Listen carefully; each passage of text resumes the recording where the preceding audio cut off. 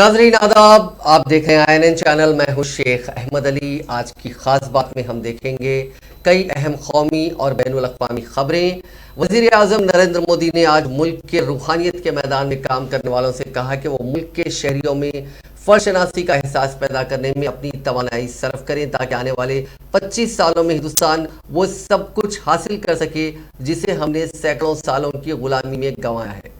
मोदी ने राजस्थान के माउंट आबू में वाक़ प्रजापिता ब्रह्मा कुमारी ऐश्वर्या विश्वविद्यालय और ब्रह्म कुमारी संस्था के जरिए मुनक़िदा प्रोग्राम आज़ादी के अमृत महोत्सव से स्वर्ण भारत की ओर में वर्चुअल कलीदी खिताब में अपील की। उन्होंने इस तरह की तंजीमों से भी अपील की कि वो जिन ममालिक में काम करते हैं वहाँ हिंदुस्तान की शबिया को ख़राब करने की कोशिशों के मुकाबले सच्चाई से लोगों को आगाह करें। इस प्रोग्राम में लोकसभा स्पीकर ओम बिरला, राजस्थान के गवर्नर कलराज मिश्रा, वज़ीर आला अशोक गहलोत, गुजरात के वज़ीर आला भूपेंद्र पटेल, मरकजी वज़ीर सयाहत और सकाफत जी किशन रेड्डी, मरकजी वज़रा अर्जुन राम मेघवाल और कैलाश चौधरी भी मौजूद थे। मोदी ने आज़ादी के अमृत महोत्सव से स्वर्ण भारत के ओर के प्रोग्राम की तारीफ करते हुए कहा कि इस प्रोग्राम में सुनहरे हिंदुस्तान के लिए एहसास है और रूहानी मश्क भी है।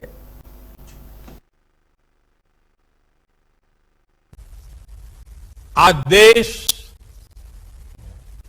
जो कुछ कर रहा है उसमें सबका प्रयास शामिल है।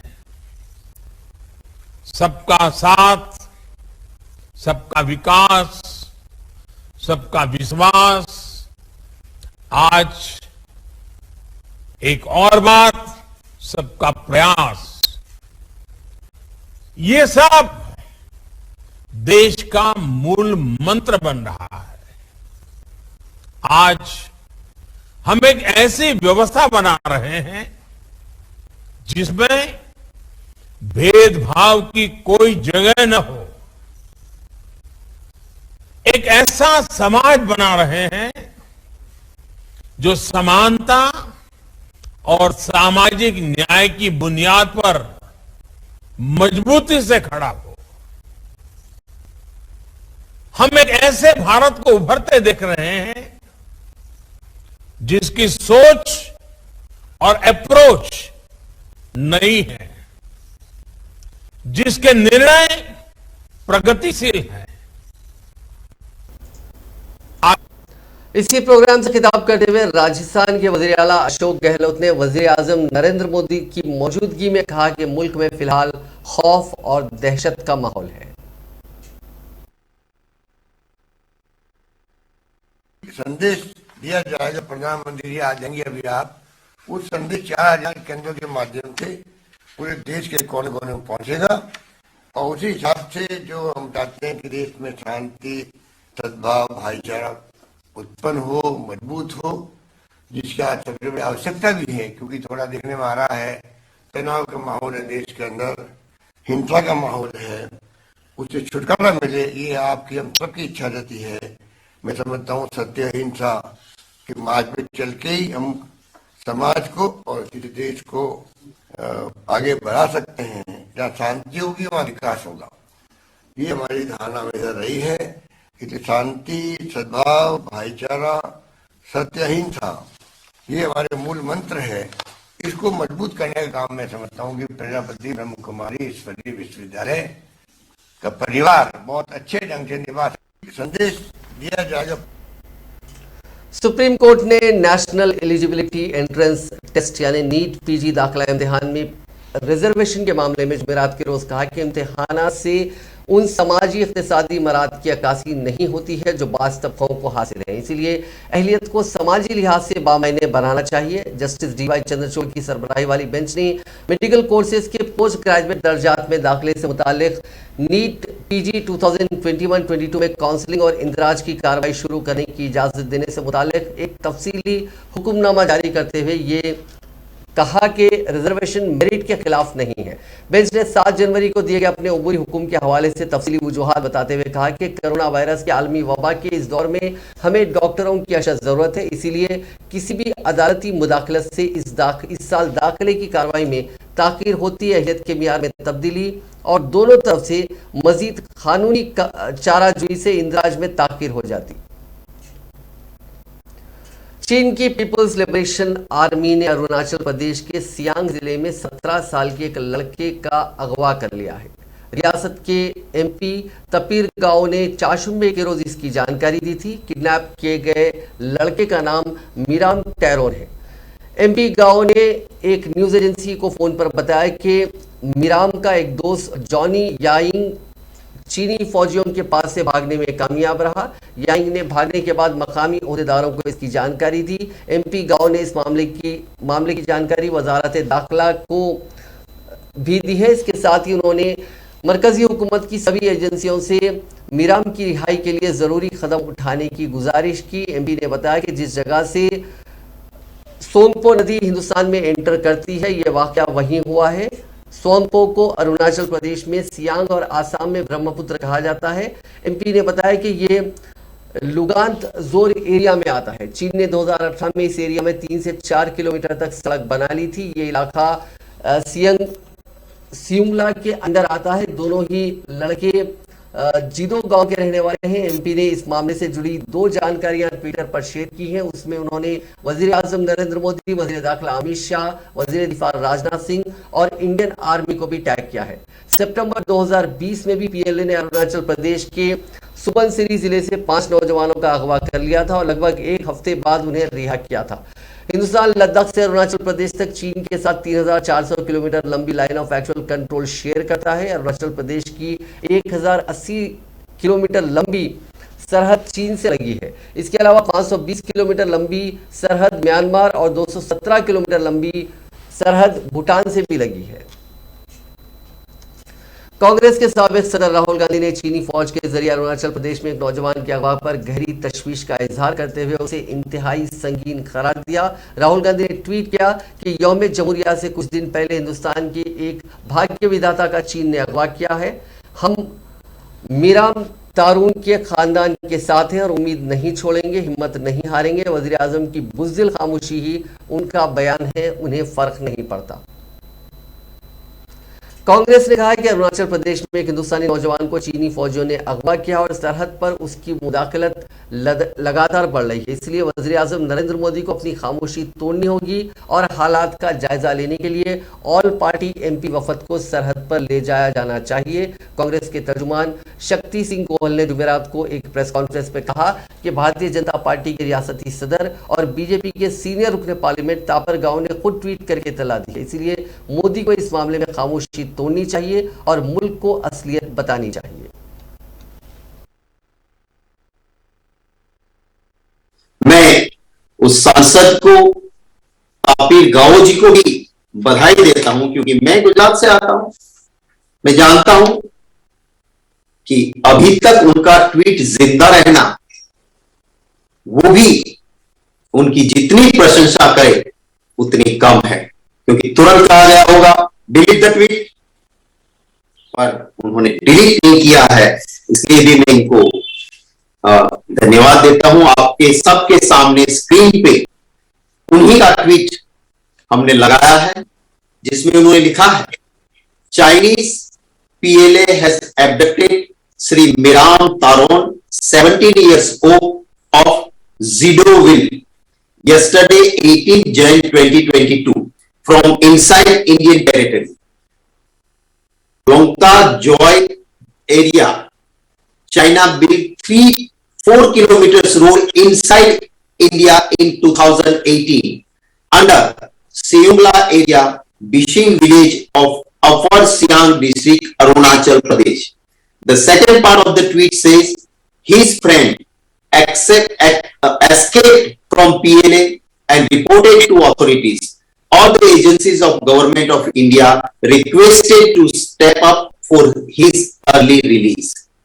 ये भाजपा के अरुणाचल के प्रदेश अध्यक्ष, भाजपा की राष्ट्रीय कार्यकारिणी के सदस्य, सीनियर सांसद, वो कहते हैं कि अरुणाचल में हमारी सीमा के अंदर से एक 17 साल के लड़के को उठा के चाइना लेके गया है। उसके साथ उनका दोस्त था, वो किसी तरह से अपनी जान बचा के भाग के निकल गया है। यह भी कहा गया है कि 2018 में 3 से 4 किलोमीटर रोड हमारी टेरिटरी में चाइना ने बना दिया है। ये कहने वाला कोई और नहीं है, मोदी जी। ये भाजपा का सांसद है। मोदी जी, ये अरुणाचल प्रदेश शुमाल मशरकी दिल्ली में साल 2020 में बर्पा होने वाले फसादात के सिलसिले में जुमेरात के रोज पहली सजा सुनाई गई। दिल्ली के कुड़कुडोमा अदालत ने मुलजिम दिनेश यादव को कसूरवार करार देते हुए 5 साल की सजा दी है। इस्तगासा के वकील RCS भदौरिया ने इसकी तस्दीक की है। 25 साल दिनेश यादव ने गोकुलपुरी इलाके में एक 73 साल मुस्लिम खातून मुनव्वरी के घर में लूट और आगजनी करने का कसूरवार करार दिया गया। दिनेश यादव मुतासरा खातून के पड़ोसी का ही रिहायशी था और वो इस मुश्तइल हुजूम में शामिल था जो मुसलमानों के घरों में नुकसान पहुंचाने के इरादे से जमा हुआ था। रिपोर्ट के मुताबिक कसूरवारों ने खातून के घर में लूटपाट के बाद उसमें आग लगा दी थी। यहाँ तक कि फसादी उनके घर के मवेशी तक लूट कर ले गए थे।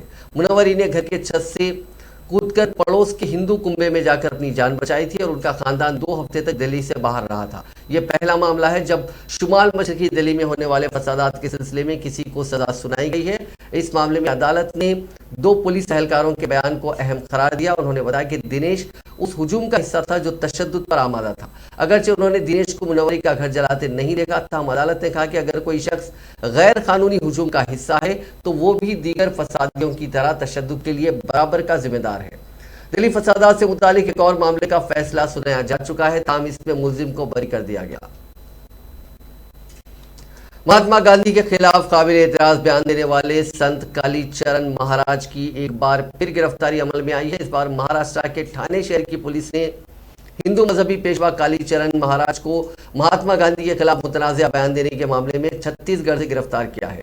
रिपोर्ट के मुताबिक कालीचरण को चारशुम्बे की राह छत्तीसगढ़ की राजधानी रायपुर से गिरफ्तार किया गया, जहां वो ऐसे ही एक मामले में जेल में बंद था। कालीचरण को ट्रांजिट रिमांड पर ठाणे ले जाया जा रहा है और आज शाम तक मकामी अदालत में उसकी पेशी होगी। इससे कबल गुज़िश्ता साल 26 दिसंबर को छत्तीसगढ़ की राजधानी में मुनक़िदा एक तकरीब में महात्मा गांधी के खिलाफ काबिल एतराज़ तबसरा करने के इल्ज़ाम में रायपुर पुलिस ने कालीचरण को गिरफ्तार किया था।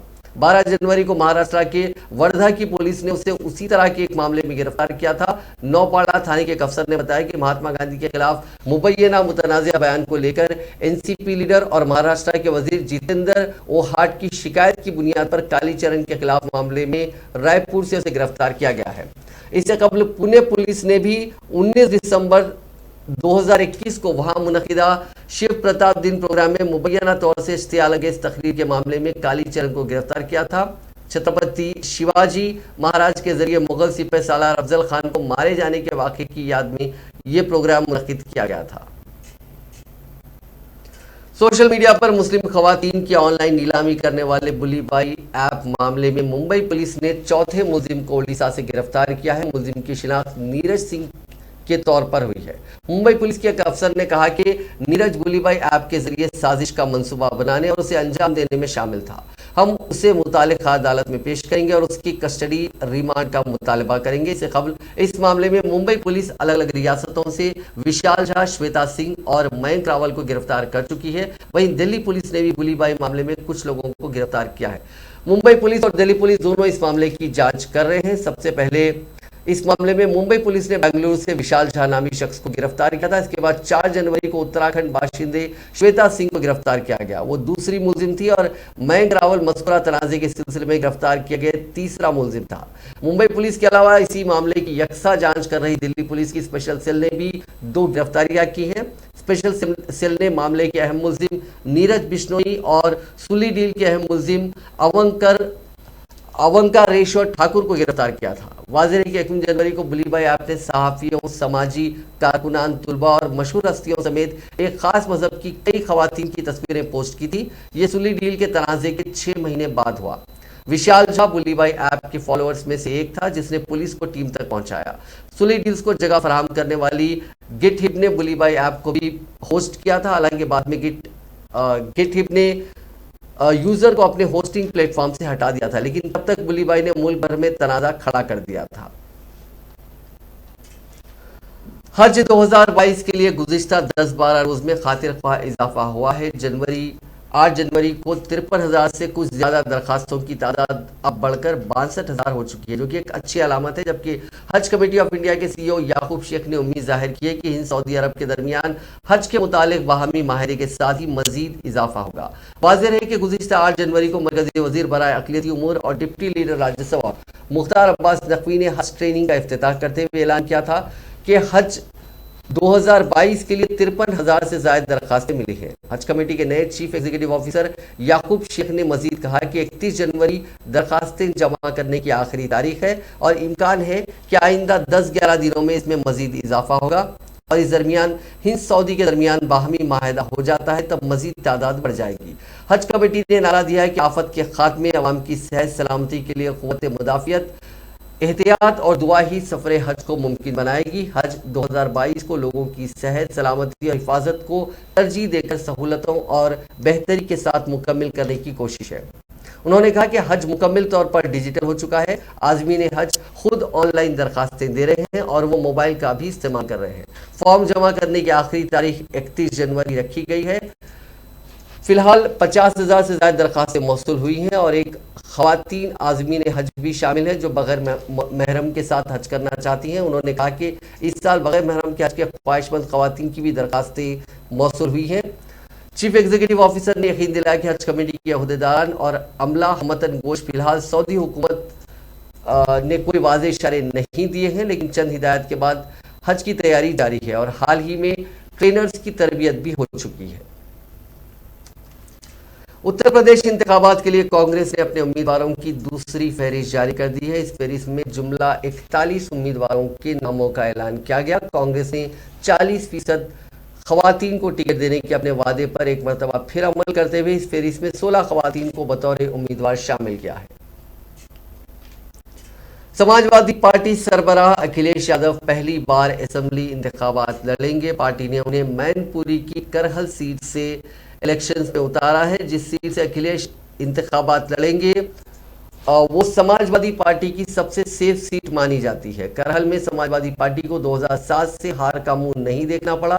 इससे पहले चर्चा थी कि अखिलेश यादव आजमगढ़ से इलेक्शन लड़ सकते हैं। खुद अखिलेश ने भी कहा था कि वो आजमगढ़ की जनता से पूछकर ही इलेक्शन में उतरेंगे। भांति पुरानी पेंशन योजना लागू करने की मांग करी। इन लोगों ने लगातार आंदोलन और धरना प्रदर्शन किया, लेकिन इस कर्मचारी विरोधी सरकार ने इनकी बात नहीं सुनी। कमेटी भी बनाई, आश्वासन भी दिया, लेकिन इनकी बात इस सरकार भारतीय जनता पार्टी ने नहीं सुनी। मैं आज ये घोषणा करता हूं कि मेरी सरकार समाजवादी सरकार बनते ही पुरानी पेंशन व्यवस्था बहाल कर दी जाएगी। इसमें जो भी धनराशि की आवश्यकता होगी उसकी व्यवस्था कर ली जाएगी। मैंने इस संबंध में कर्मचारी और वित्त विशेषज्ञों से बात कर ली है। एक कॉर्पस बना करके इस धनराशि की व्यवस्था करने के लिए हम सक्षम हैं। भांति पुरानी पेंशन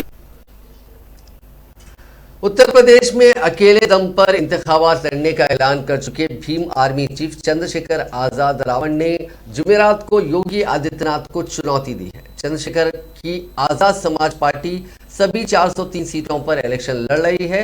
चंद्रशेखर ने कहा कि वो आदित्यनाथ के खिलाफ गोरखपुर की सदर सीट से इलेक्शन लड़ेंगे, क्योंकि योगी को रोकने के लिए लड़ना होगा और सीधी लड़ाई भी उन्हीं से होगी। चंद्रशेखर चारशंबे के रोज गोरखपुर भी गए। उन्होंने लोगों से मुलाकात के बाद कहा कि यूपी से मौजूदा वजीर आला योगी ने 4.5 साल में रियासत की जनता को तबाही के दहाने पर पहुंचा दिया। मासूम लोगों पर मुकदमे लाद दिए गए, जात देखकर बुलडोजर चलाए गए। रियासत भर में कई जगहों पर बहानों के साथ हाथरस, उन्नाव, प्रयागराज जैसे मामले हुए। सीए और एनआरसी की मुखालिफत करने वालों पर गोलियां चलाई गई। इसलिए वो आइंदा इंतखाबात योगी आदित्यनाथ के खिलाफ गोरखपुर से लड़ेंगे। उत्तर प्रदेश में 10 फरवरी को पहले मरहले की वोटिंग से कबल मगरबी यूपी में सियासी सरगर्मियां अपने उरूज पर हैं और मुख्तलिफ जमातों के उम्मीदवार अपनी अपनी तशहीर में मसरूफ है। बीजेपी लीडरान भी अपनी पार्टी के हक में वोट मांग रहे हैं, लेकिन कहीं कहीं उनके खिलाफ एहतजाज भी हो रहा है।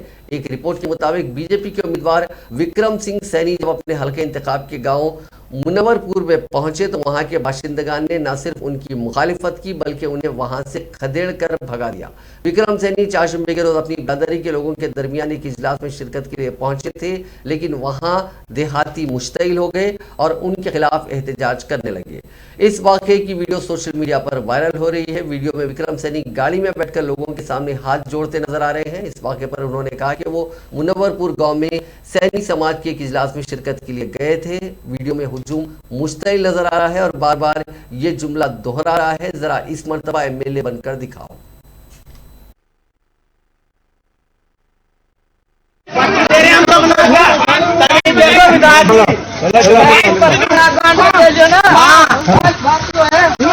विधायक की तमीज देख लो। पहले दो आदमी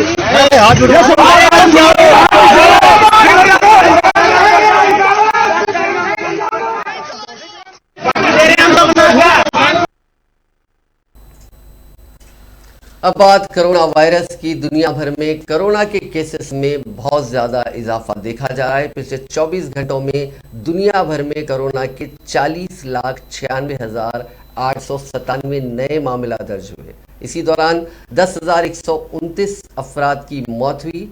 इस इजाफे के बाद कोरोना से मुतासरीन का मजमूई आंकड़ा 33,98,99,314 हो गया, जबकि अमवात की तादाद बढ़कर 55,85,843 हो गई। दुनिया भर में एक्टिव केसेस यानी वो मरीज जिनका इलाज चल रहा है, उनकी तादाद फिलहाल 6,09,64,358 हो चुकी है।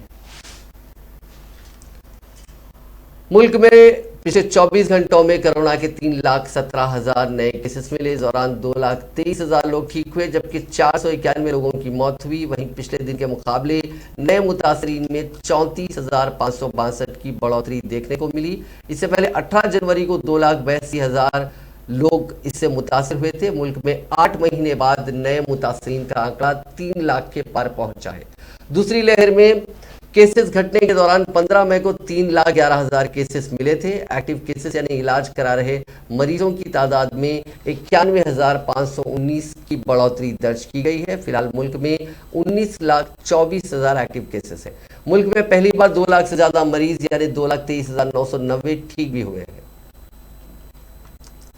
मुल्क में 27 दिसंबर से शुरू हुई कोरोना की तीसरी लहर में रोजाना के मुतासरीन की तादाद लगातार बढ़ रही है। तीसरी लहर में अब तक करीब 31 लाख नए मरीज मिल चुके हैं। इनमें से 6,912 लोगों की मौत हो चुकी है।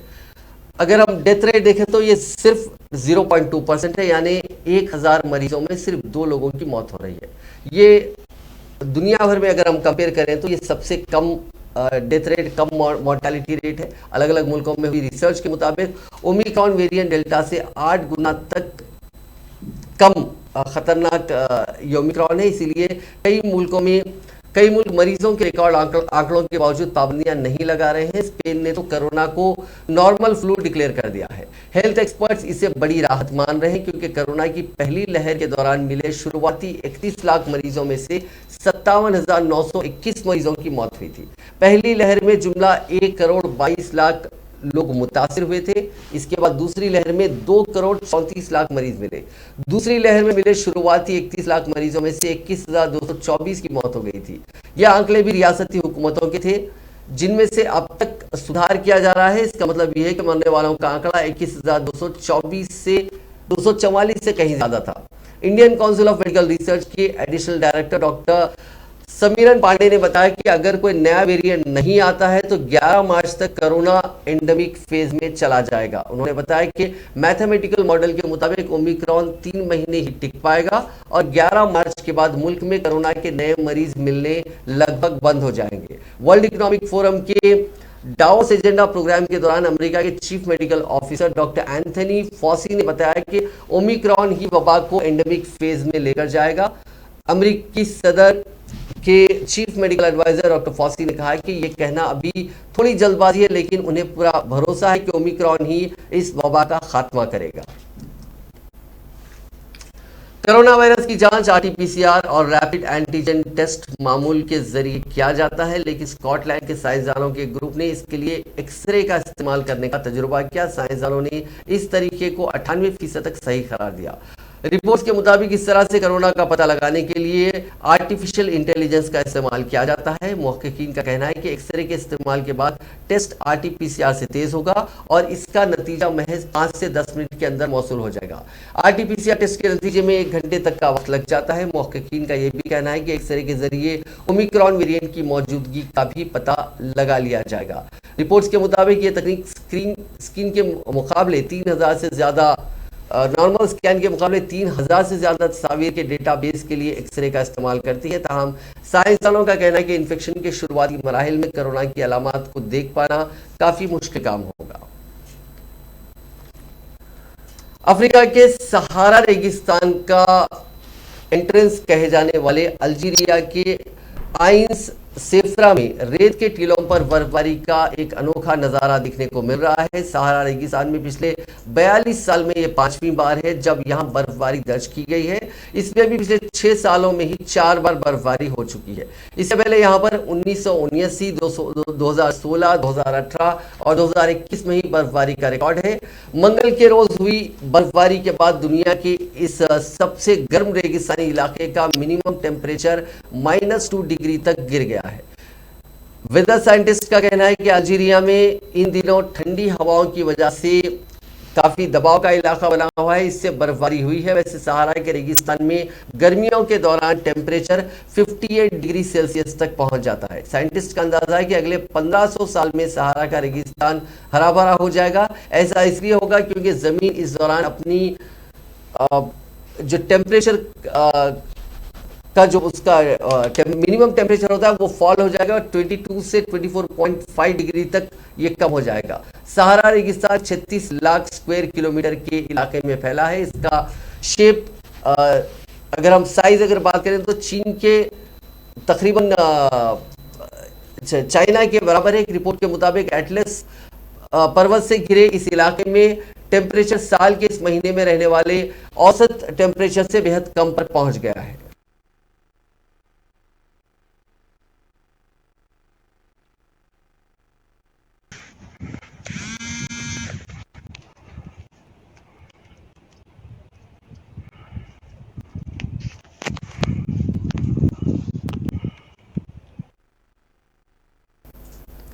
पाकिस्तान में एक और दहशतगर्द हमला हुआ। जुमेरात की दोपहर लाहौर के तारीखी और मशहूर अनारकली बाजार में बम धमाका हुआ। इसमें 4 लोग मारे गए और 20 जख्मी हो गए। जख्मियों में ज्यादातर की हालत तशवीशनाक बताई गई है। शुरुआती रिपोर्ट्स के मुताबिक इस बाजार में काफी भीड़ रहती है और यहाँ पार्किंग का कोई इंतजाम नहीं है। यहाँ बेतरतीब ट्रैफिक के बीच एक बाइक खड़ी थी, इसमें ही इम्प्रोवाइज्ड एक्सप्लोजिव डिवाइस यानी IED लगाया गया था। लाहौर पुलिस के तर्जुमान राना आरिफ ने डॉन न्यूज को बताया कि वाकया जुमेरात की दोपहर का है। यहाँ के अनारकली बाजार में उस वक्त काफी भीड़ थी। यहाँ अमूमन लोग कहीं भी गाड़ी खड़े कर देते हैं जहां से लोगों के गुजरने का अहम रास्ता होता है। उसी रास्ते में एक बाइक खड़ी थी जिसमें IED प्लांट किया गया था।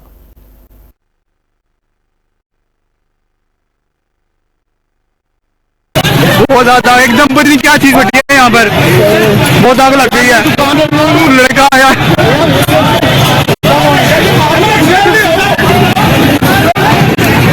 बराबर देगा।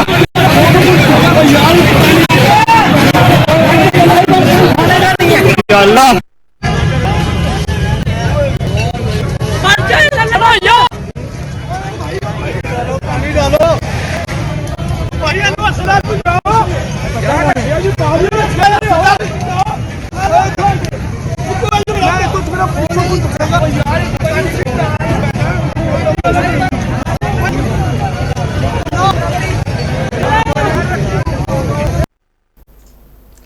थाईलैंड में खातून के साथ ऐसा वाकया हुआ जिसे देखकर आप हैरान रह जाएंगे। खातून के पैरों के नीचे की जमीन फट गई और वो उसमें समा गई। इसमें राहत की बात ये रही कि वो नदी किनारे एक लकड़ी के प्लेटफॉर्म पर खड़ी थी, इसलिए नदी में ही गिरी। ये वाकया 17 जनवरी का है। 44 साल की बेंजारत पुट्टाखन यहाँ के राजापुरी सूबे में नदी के पोर्ट पर रस्सी पर कूद रही थी। वो लकड़ी के प्लेटफॉर्म पर खड़ी थी। रस्सी कूदने के 1 मिनट के अंदर ही उनके पैरों के ठीक नीचे का प्लेटफॉर्म का हिस्सा दरक गया और वो 2 फुट चौड़े छेद से नीचे गिर गई। वो अपनी एक्सरसाइज का वीडियो बना रही थी, लिहाजा पूरा वाकया उनके फोन में रिकॉर्ड हो गया। नाजरीन, आज की खास बात में बस इतना ही। आपसे कल मुलाकात होगी नई खबरों के साथ, नए एनालिसिस के साथ। फिलहाल दीजिए इजाजत। खुदा